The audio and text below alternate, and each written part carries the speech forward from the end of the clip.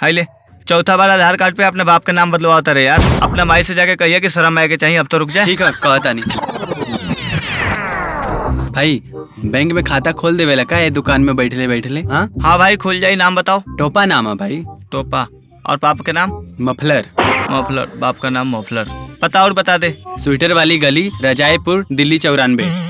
अभी बताओ, account 5,000 maintain वाला खुलवाइबे कि 10,000 मेंटेन वाला? अरे भाई तू कहाँ हजारों में पहुंच गई यार। इतना पैसा हम बैंक में थोड़े न रखब यार। तू वही खोल दो कोनो 150 रुपया वाला। 150 रुपया वाला? लाओ 20 रुपया दे जल्दी। ये लो भाई। इले खुल गल तोर बैंक अकाउंट। अब 50-100 रुपया हमें डाल दिए ऐसे करके, ठीक बनू? ठीक है भाई, ये अकाउंट तू तो खुल दिया ला, लेकिन हमें में से पैसा कैसे निकालब? एकर एटीएम तो दाम के। हाँ एटीएम रगल, 1 मिनट। हाई ले एकर एटीएम। जब भी पैसा निकाले को होई हैंगा डलिए, हैंगा निकाल ली है। धन्यवाद भैया, धन्यवाद। अकाउंट खुल गए हमारा और एटीएम भी मिल गई।